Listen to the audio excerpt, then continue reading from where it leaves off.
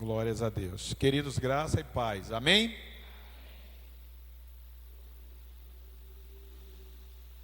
Louvo a Deus pela vida dos irmãos. Tivemos um momento maravilhoso alguns dias atrás. O multiplico está fazendo efeito. Eu estava conversando com o pastor Nerinaldo. Agradeço, pastor, pela cobertura. Ontem eu estava fora de Salvador, estava em Irará trabalhando. Comentei com o pastor Pereira ontem, estava orando, me cobrindo. E confesso que dado momento eu senti uma sede. Quando nós viemos da missões, estávamos indo para o hotel. Próximo ao hotel onde eu estava tendo culto. Eu tomei um banho e digo, não vou ficar aqui não, vou descer. Os colegas foram para onde achavam que deveriam ir. Mas eu entendi que eu deveria estar naquele lugar ali. Foi algo maravilhoso, uma ministração maravilhosa, muita oração ali. E o Senhor, Ele matou a minha sede, porque eu estava com sede. Eu digo, vou tomar um banho, vou abrir a palavra aqui, vou me alimentar. Mas quando eu vi o culto no lado, eu digo, não, vou me alimentar ali. Foi algo assim maravilhoso. E é bom saber que quando nós estamos fora de Salvador, em algumas missões, tem alguém nos cobrindo espiritualmente, tem alguém orando por nós. E eu tenho certeza que eu fui alcançado pelas orações dos irmãos, bem como da minha esposa também, que eu tenho certeza que estava orando pela minha vida. Eu quero convidar os irmãos a abrir a palavra de Deus. Depois nós vamos estar orando, mas eu peço que abram a palavra de Deus nos Evangelhos. Evangelho segundo nos escreveu o nosso irmão João. Evangelho de Cristo segundo nos escreveu João, no seu capítulo 18, no seu versículo de número 36. Foi essa palavra, meu pastor, que Deus Ele colocou no meu coração para que estivéssemos compartilhando com os irmãos aqui nesta noite. Eu não tenho dúvida disto. Portanto, irmãos, não fica disperso. Seja alimentado nesta noite, mais uma vez, pela palavra de Deus. Por certo, Deus, Ele vai continuar falando ao teu coração. Evangelho de João, capítulo de número 18, versos 36. Antes de fazer a leitura, eu queria orar mais uma vez. Irmão, aqueles que puderem se colocar de pé, irmãos, eu te convido nesta hora. Vamos orar ao Senhor. Vamos pedir ao Senhor que Ele possa derramar graça nessa noite, nesse tempo que nós temos para ministrar a palavra. Que o Espírito Santo de Deus possa fazer aquilo que Ele apraz no nosso coração nessa noite. Maravilhoso Deus, nosso amado, bendito, querido e eterno Pai. Senhor, nós somos gratos, Deus, porque um dia, Senhor, o Senhor nos deu a oportunidade de Te conhecer, Senhor. E a partir daquele momento, a nossa vida não foi mais a mesma. Que na verdade, nós nem poderíamos dizer a nossa vida, porque essa vida não é nossa, ela é Tua, Deus. Porque um dia nós entregamos ela ao Senhor. E temos certeza, Pai, que chegamos até aqui porque verdadeiramente o Senhor tem cuidado de nós. Porque se não fosse o Senhor na nossa vida, o adversário já tinha nos engolido, Pai, já tinha nos estraçalhado, Deus. Mas o Senhor verdadeiramente tem cuidado de nós. Obrigado, Pai, por tanto amor, Deus. Porque mesmo sabendo as nossas imperfeições, os nossos erros, nós nos sentimos amados por Ti. Obrigado, Pai, porque o Senhor não dorme, porque o Senhor nos guarda, porque o Senhor tem cuidado de nós. E nós não temos dúvida disso, Senhor. Ah, Deus, iremos nesta hora fazer menção da Tua palavra, Deus. Meu Pai, não é palavra de homem, é a Tua palavra. Essa palavra, Senhor, que é viva e eficaz. Meu Deus, essa palavra que é mais penetrante que qualquer espada de 2 gumes, Senhor. Essa palavra, Pai, que quando o homem, ela para, Pai, verdadeiramente para ouvir, algo acontece. É por isso que está escrito, quem tem ouvido ouça o que o Espírito diz à igreja. Fala, Senhor, e não se cala. Fala, Deus, queremos ouvir a Tua voz. Queremos sermos transformados dia após dia pela Tua palavra.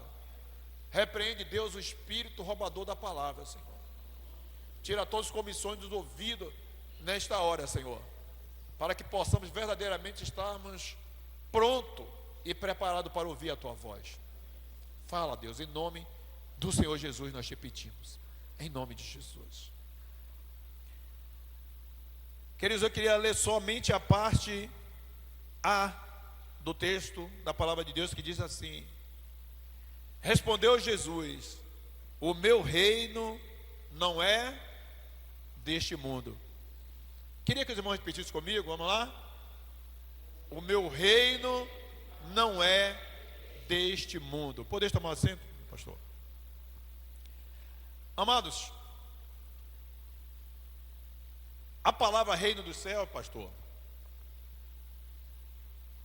se repete em torno de 80 vezes na Bíblia. E não é uma questão de pesquisa de internet, não. Eu estava fazendo um estudo apurado sobre essa palavra reino de Deus e reino dos céus, que vai trazer o mesmo sentido.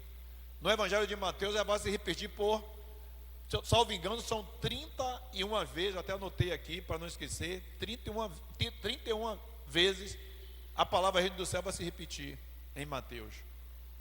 Somando Mateus, Marcos, Lucas e João, dentro do Evangelho, nós vamos ver a palavra reino do céu 80 vezes. E às vezes nos perguntamos por que o Senhor Jesus, ele enfatizou tanto o reino do céu, ele trazia a parábola, mas o reino do céu é semelhante, mas o reino do céu é semelhante. O meu reino não é deste mundo, como ele falou a Pilatos. E eu me pergunto às vezes, será que a visão do povo atual também não tem sido a mesma visão de Pilatos a respeito do reino que o Senhor Jesus nos proporcionou? Interessante que quando Jesus, queridos, ele é batizado, a primeira coisa que João Batista foi: é chegado até vós o reino dos céus. O próprio Jesus, quando era evangelizando ali no Evangelho de João, no capítulo 4, ele vai nos falar isto: é chegado até vós o reino dos céus.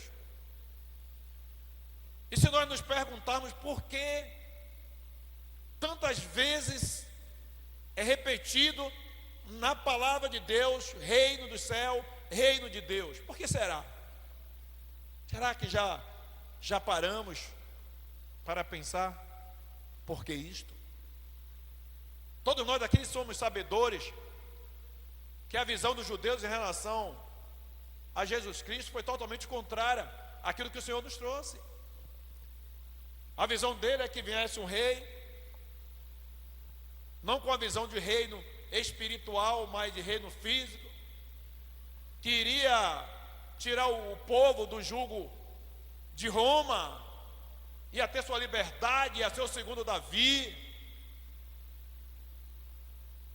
E Pilatos, quando ele interroga ao Senhor,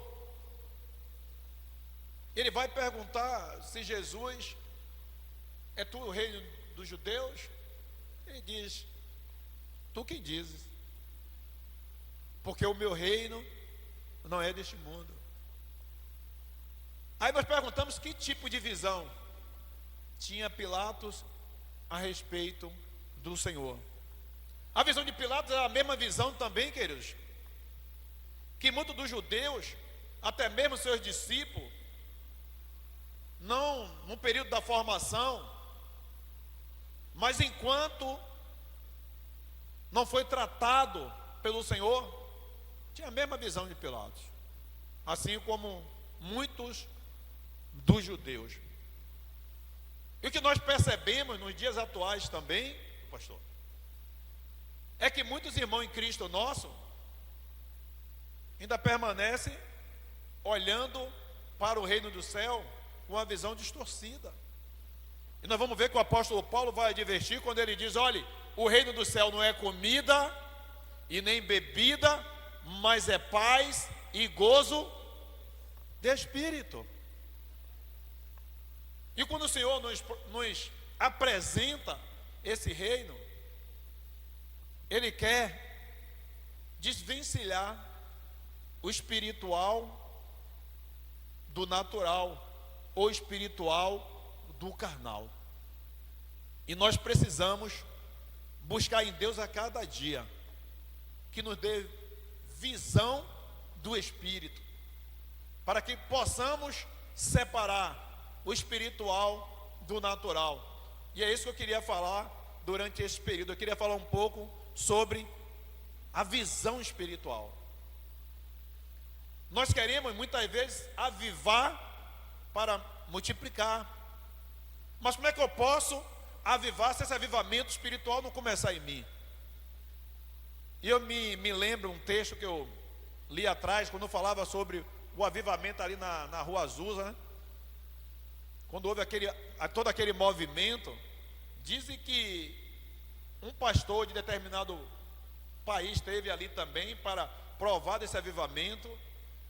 E quando ele chega lá, ele pergunta àquele irmão que liderava aquele avivamento: o que é que eu faço para provar desse avivamento? Como é que eu pego esse avivamento e levo para a minha igreja? Ele fez: é fácil. Quando chegar na sua terra, na sua casa, faça um ciclo, entre nela e diga: Senhor, começa por mim.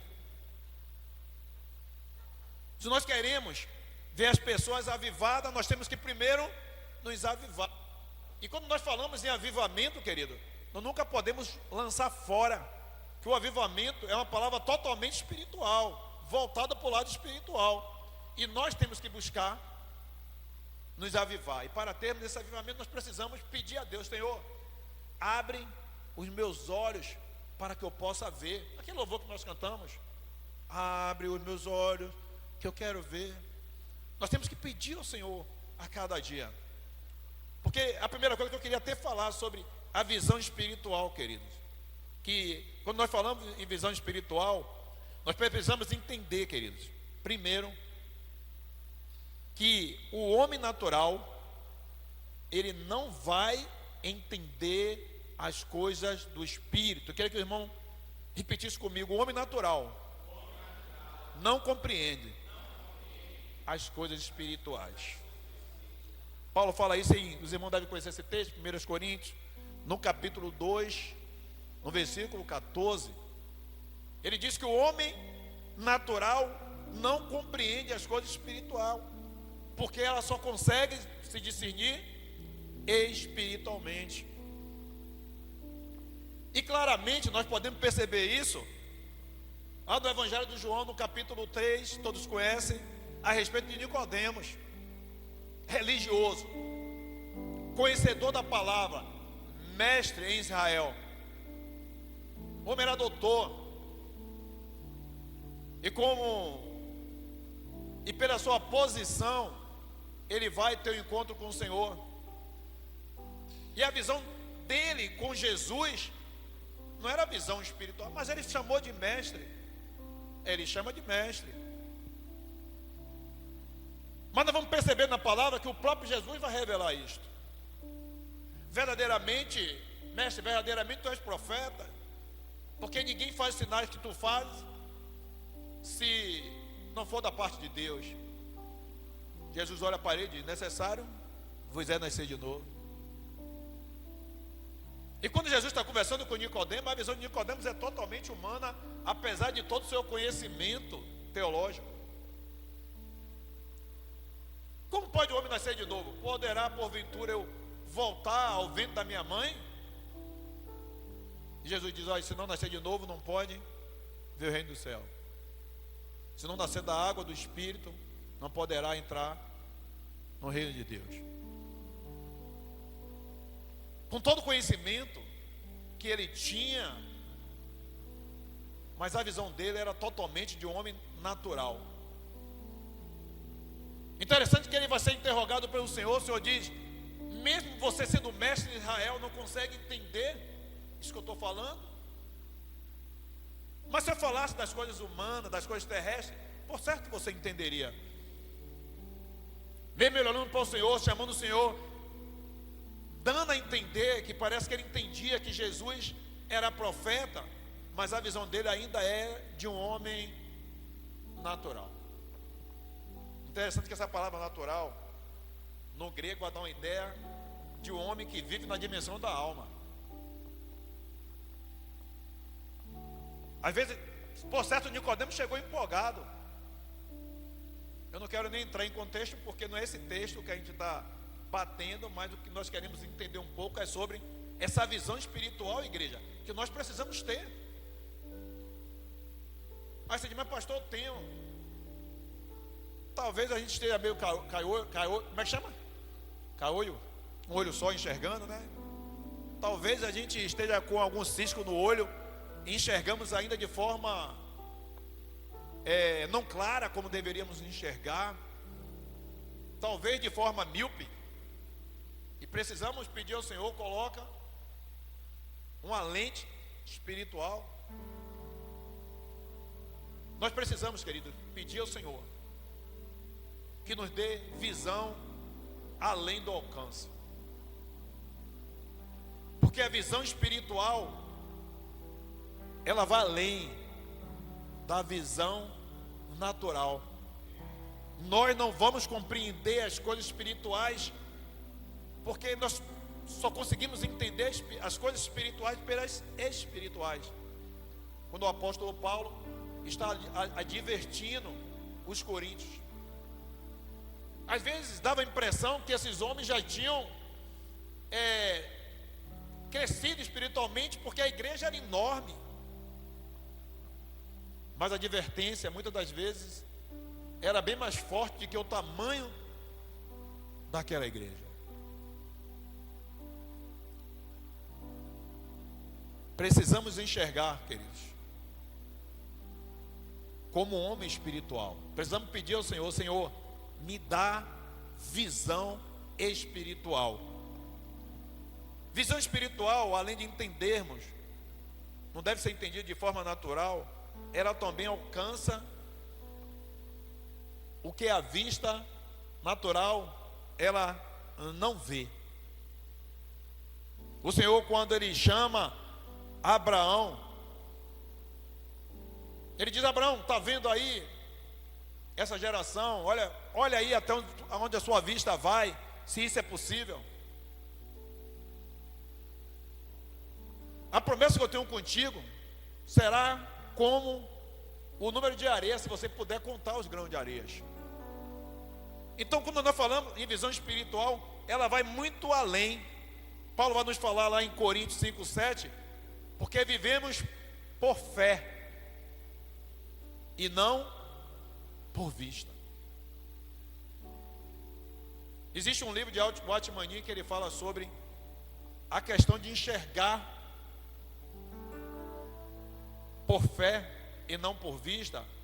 E um dos exemplos que ele vai dar, ele diz que a fé é algo tão importante na vida do cristão, porque se não existe fé, não existe cristianismo, nós não podemos falar de Deus, de Jesus Cristo, se essa palavra ela não for algo concreto na nossa vida.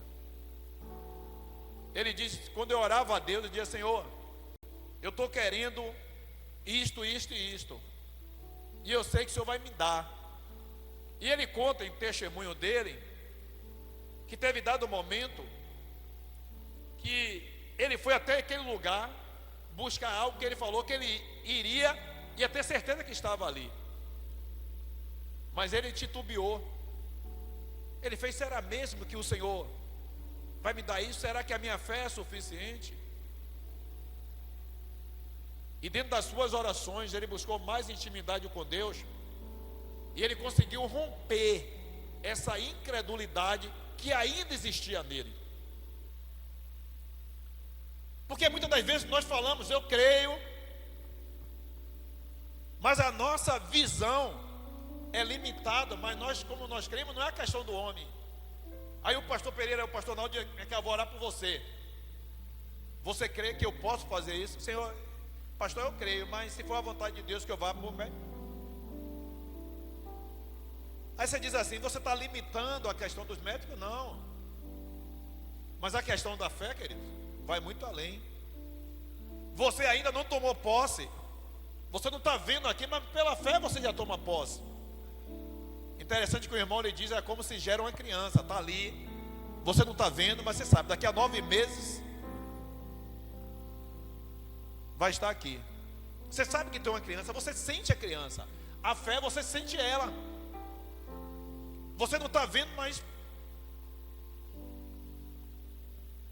promessa que o Senhor tem na nossa vida, você não está enxergando.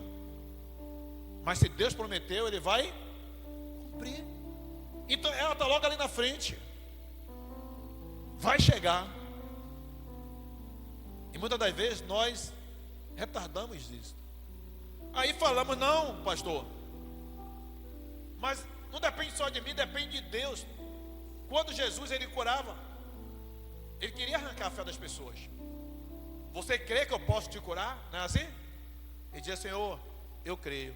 Então vai, a tua fé te curou.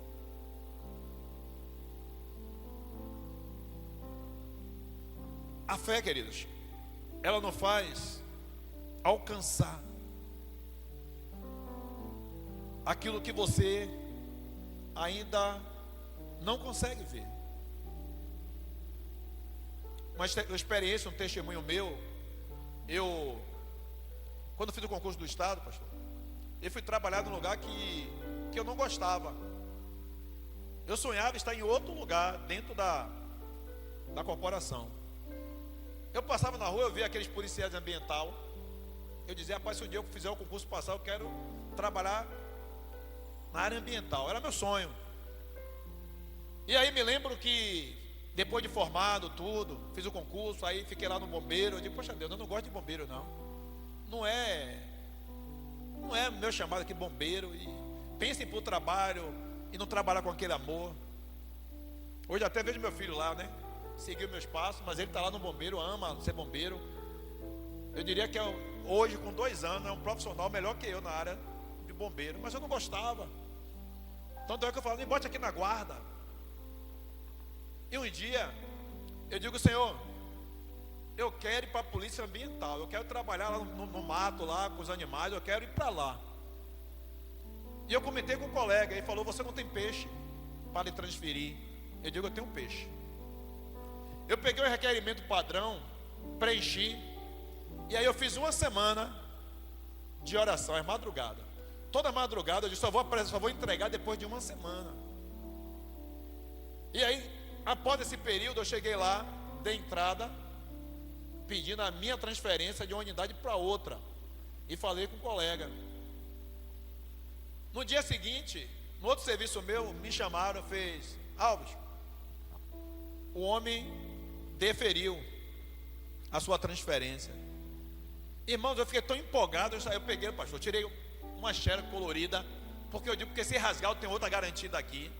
E foi, pense em alegria. Aí o colega me chamou, fez, quem foi o seu peixe? Eu falei, meu peixe é Jesus Cristo. Ele fez, não, eu sei, eu estou falando aqui na terra. Eu digo, aqui na terra mesmo, porque nós temos que começarmos a viver a eternidade a partir daqui. A Bíblia diz que Deus, Ele formou o homem e colocou dentro dele o desejo pela eternidade. Nós somos eternos. Dentro da visão da tricotomia humana, eu sou um espírito que tem uma alma e habito no corpo. E eu falando para ele, eu digo, é meu peixe. Querido, mas quando eu coloquei ali, eu sabia que Deus iria agir. E eu fiz a minha parte. Antes de ser transferido, eu sabia que eu ia. E aí quando eu peguei o meu ofício de apresentação, eu tinha um prazo de 72 horas. Eu digo, para que eu vou esperar esse prazo todo? Eu vou logo. E pense em um lugar que você trabalhava com tanto amor. Eu chegava, dava meu horário, esquecia do horário, não fazia questão de... E depois o Senhor me tirou de lá, né? Eu fiz um concurso interno, passei e tive que ir para outro lugar. E nesse outro lugar, eu fiquei um período de 7 meses, longe de casa, cursando. E aí quando eu voltei, eu queria retornar para lá. E eu não conseguia. E eu me lembro que, eu conversando com os colegas, eu reclamava muito. Eu dizia, rapaz, não gosto de trabalhar aqui não, eu quero voltar para lá. E reclamava. Aí um irmão em Cristo, que cursou comigo, foi para o mesmo lugar que eu estava, ele fez, Alves, você se lembra de um versículo que você gosta tanto, que repete tanto? que todas as coisas cooperam para o bem daqueles que amam a Deus? Será se o Senhor, Ele quisesse você lá, você não estaria lá? Você se lembra que você pregou isso lá no núcleo, que nós chamamos de núcleo evangélico, e tinha culto lá durante a semana? Irmão, aquilo foi uma cacetada. E eu acabei ficando nesse lugar 11 anos e 11 meses, quase 12 anos no mesmo lugar. E quando eu consegui voltar para a polícia ambiental, eu não consegui ficar um ano. Pedi transferência. Quando nós temos a visão da parte de Deus, nós entendemos que a vida não é mais nossa. A irmã, poucos dias, deu um testemunho daquele aqui. Inclusive, ela falou sobre um momento que ela foi para a emergência, que ela deu um princípio de infarto, e que Deus... Aí nós nos perguntamos, queridos, por que Deus levou?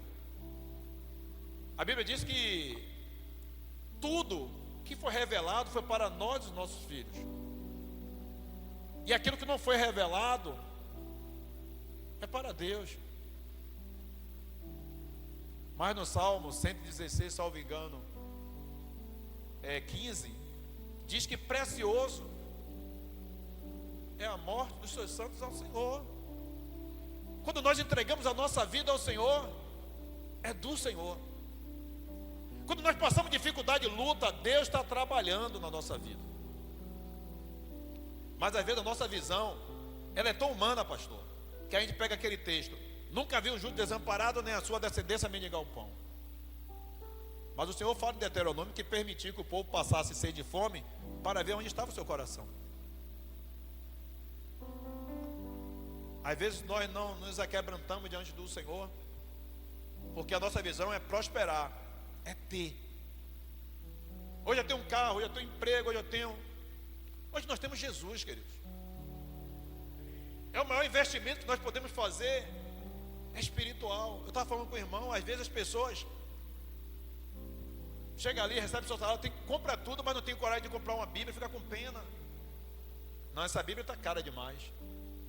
Eu estava falando com o novo convertido lá, eu digo, a primeira coisa quando eu conheci o Senhor, a minha empolgação, era botar a Bíblia embaixo do braço para a igreja, para que todos percebessem que eu era crente. Eu queria que as pessoas conhecessem o Senhor.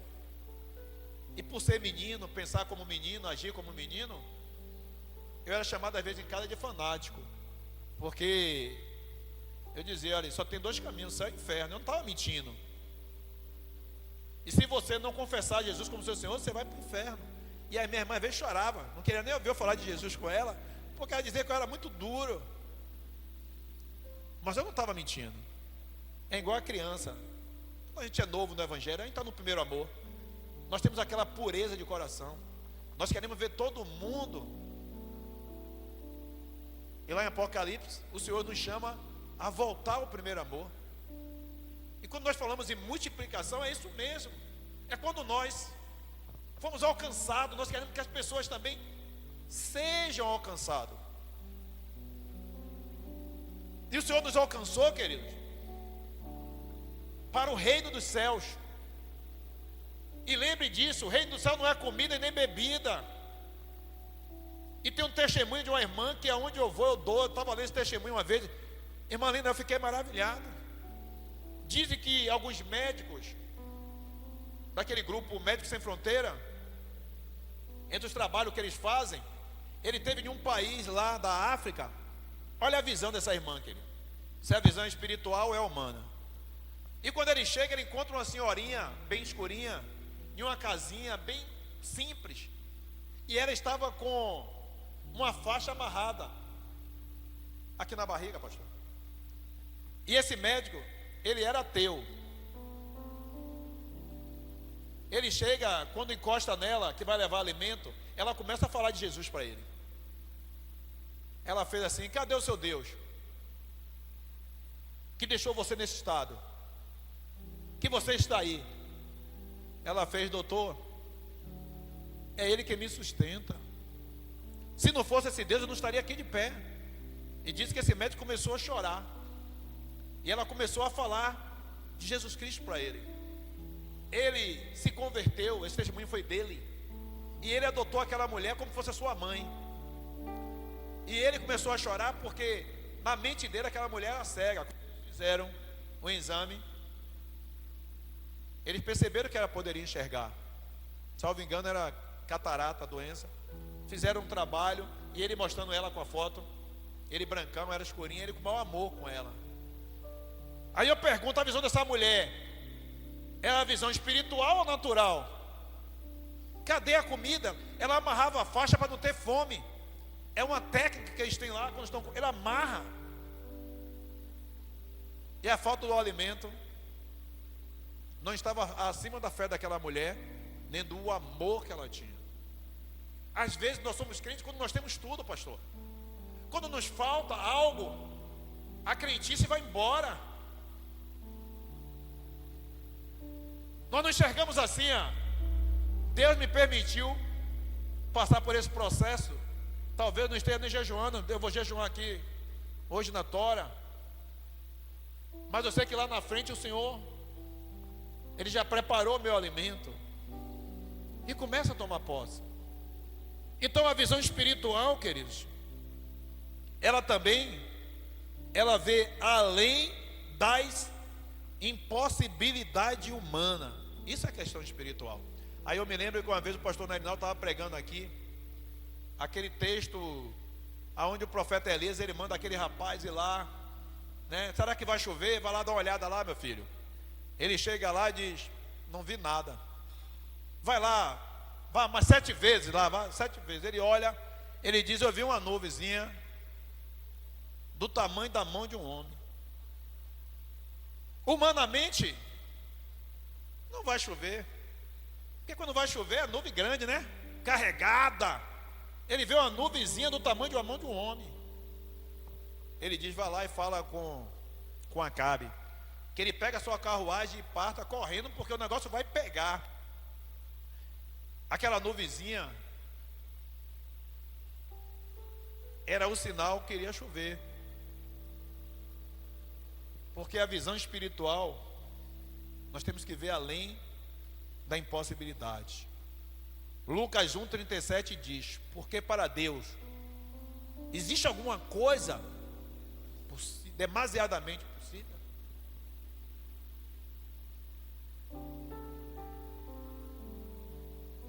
Às vezes parece que existe, queridos, dentro da nossa visão. Às vezes nós somos crentes aqui, mas na hora do aperto parece que perdi o emprego, e aí? Eu, novo convertido, trabalhava numa empresa, fui desempregado, pastor. Cheguei em casa, deu uma crise de choro, antes de fazer o concurso público. Olhei para um lado, para o outro. A disputa no mercado era muito grande, o número de emprego baixinho, não vou falar o ano, não você vai achar que eu sou velho, né? Mas há um bocado de anos atrás isto. Que hoje eu estou fazendo 30 anos no estado no mês que vem agora. E eu não trabalhava no estado ainda. E eu me lembro que uma irmã minha, descrente, olhou para mim e fez assim, gente, cadê aquela fé que você prega aqui para a gente, que você fala, será que Deus não tirou esse emprego de você porque Ele tem algo melhor? Será que eu precisava ouvir isso de alguém que era descrente? Será que tudo que o Senhor me falou durante os cultos, na palavra, será que eu joguei na lata do lixo? Ali foi uma cacetada. Depois daquilo o Senhor de fato teve algo melhor para mim. E eu não enxerguei. Eu esqueci que o meu Deus é o Deus do impossível. E quando nós olhamos para Ana e olhamos para Sara, às vezes nós somos Sara e não Ana. Ana dobra o joelho, ora ao Senhor, e ela conversa com o Senhor, ela esperou no Senhor. Já Sara, quando ouve a promessa do Senhor, ela dá risada. Porventura, uma mulher da minha idade, às vezes nós somos assim, nós somos incrédulos mesmo conhecendo esse Deus grande que nós servimos. Existe um irmão nosso em Cristo, Barbosão. Ele tem um centro de recuperação, pastor, ali em Simões Filho. Sempre quando eu preciso, ele está lá. Eu ligo: Barbosa. Ele: rapaz, você aqui nem pede, traga direto. Eu digo: não, irmão, você que tem hora que está aí. Barbosão, irmão, trabalhava comigo, novo convertido, pastor, empolgado. Fomos fazer um culto lá no Nordeste, todo mundo de gola polo, coisa e tal. Barbosão vestiu logo uma gravata, paletó, um sapato de couro, todo bonitão, com calor. Não sei se o pastor Naldo que conhece Barbosão, né? Acho que ele já esteve lá na... Aí eu digo: Barbosa, você que vai pregar. Imagine falar um novo convertido, que é ele que vai pregar no culto. Aí ele fez, aí estava abusando ele, né? Eu digo: quando chegar lá, a primeira pessoa que o pessoal vai entender que pregador é você, porque estava o pastor Fernando, da Assembleia de Deus, todo mundo, Fernando com aquela camisa Exército de Cristo, uma bolsa, e Barbosa todo. E esse Barbosa participou do culto com a gente, ele não pregou, a gente estava abusando ele. E eu era diretor de um centro de recuperação, de uma pele, e levei Barbosa comigo. Ele passou o dia comigo, aí ele começou a se empolgar, que ele tocava violão, começou a ir para o centro. Eu procuro: Barbosa está onde? Eu estou no centro, ia sozinho.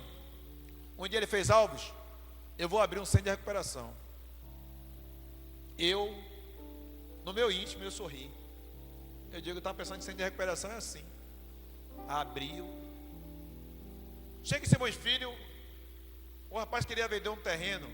Ele me levou: venha ver onde é que vai ser o centro. Quando a gente chega, desce uma ladeira, um bocado, eu digo: meu Deus, é aqui. E trocou, deu não sei quanto de valor, pegou um som que ele tinha. Eu vou abrir um centro de recuperação. Irmão, você chega lá hoje no centro de recuperação, hoje já deve ter mais de, em torno de 14 anos, isso aí. O centro de recuperação é 14, 15 pessoas. Não é aquele centro de recuperação que você olha e vê, como diz Dora, aquele negócio. É simples, as casinhas, um negócio. Mas você precisa ver o trabalho que é feito com aqueles internos. Raramente alguém que chega lá, que quer se recuperar, sai. Tem pessoas que foram recuperadas ali, que compraram terreno no lado, estão morando lá do lado do centro de recuperação. Você procura a Barbosa chega lá de manhã, se aposentou logo, não esperou mais promoção nem nada, para tomar conta do centro, está lá. Qual era a minha visão a respeito disso? Era impossível, não tinha como fazer um centro no lugar daquele. E Barbosão não tinha lá esse extrato com pessoas, que ele era meio, com o nome Barbosão você já sabe, aquele cara meio agreste. E Barbosão se tornou uma seda. A visão espiritual, queridos, se nós queremos ter, nós temos que pedir ao Senhor: Senhor, me ajuda, Senhor, a ver além da minha visão humana. Me ajuda a não olhar para as coisas como homem natural, duvidando. Porque se duvidar, queridos, não tem como você conquistar, porque a fé é o firme fundamento das coisas que você espera e a prova das coisas que você não está vendo. É essa a visão que o Senhor quer que tenhamos. Aí nós nos perguntamos: que tipo de visão enfrentamos? Que tipo de visão nós temos quando nós enfrentamos situações difíceis? E aí eu me lembro quando Eliseu está ali em Samaria e o local que ele estava foi cercado.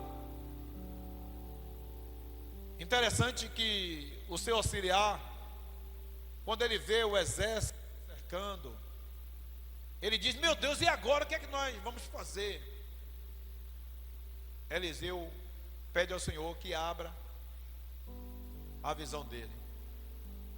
Ele agora começa a enxergar pelos olhos espirituais. Queridos, você não está enxergando, mas aqui tem anjos do nosso lado. Você não está enxergando, mas o Espírito Santo de Deus, ele está aqui. Quando você olha no seu quarto, o Senhor está ao teu lado. E a sua oração não precisa ser oração formal, mas que tem que ser oração real. Você tem que abrir o seu coração para o Senhor, assim como você abre para o pastor, assim como você abre para os seus amigos. escancarar o coração. E não querer enganar a Deus, né? Que às vezes, Senhor, eu pequei porque o Senhor sabe. Senhor, isso, aquilo. Ainda que você se sinta incrédulo, faz como aquele homem que foi ao Senhor e disse: Senhor, eu creio, mas me ajuda na minha incredulidade. Então fica para a nossa meditação nessa noite, querido. Visão espiritual. Não a mesma visão que os judeus tinham, ainda tem até hoje. Aqueles que ainda não se converteram ao Senhor. Não aquela mesma visão de Nicodemos, onde você conhece a palavra, você é até mestre, mas você precisa ter um encontro real. Nós precisamos a cada dia conhecer o Senhor. E às vezes achamos que já conhecemos, pastor, o suficiente. Mas em Oséias 6,3 diz: conheçamos e prossigamos em conhecer o Senhor. Que essa palavra fique no nosso coração. Que possamos, a partir de hoje, ampliar a nossa visão espiritual. Entendermos o nosso momento de luta. Lembrarmos das promessas do Senhor. Porque essa visão espiritual, nós temos que lembrar das promessas do Senhor na nossa vida. Nós temos que lembrar dos milagres que Deus continua fazendo e vai continuar. Porque Ele é o mesmo Deus de ontem, hoje e eternamente. Né? Que o Senhor tenha misericórdia de nós e nos assista na nossa incredulidade. Deus abençoe. Volto para o pastor Reinaldo. Amém. Boa palavra de Deus para minha e para a sua vida. Quantos querem ter visão espiritual? Fecha sua cabeça nesta hora. Pai, nós te pedimos nesta noite, nos ajuda, ó Espírito Santo, a ter visão espiritual. Nós não queremos ver como o homem vê, mas nós queremos ver como o Senhor quer que nós vejamos, ó Pai. Portanto, ó meu Senhor, tira o nosso eu, tira a nossa vontade, tira as nossas crenças pessoais e nos faz viver o teu propósito, nos faz viver o teu querer, Senhor.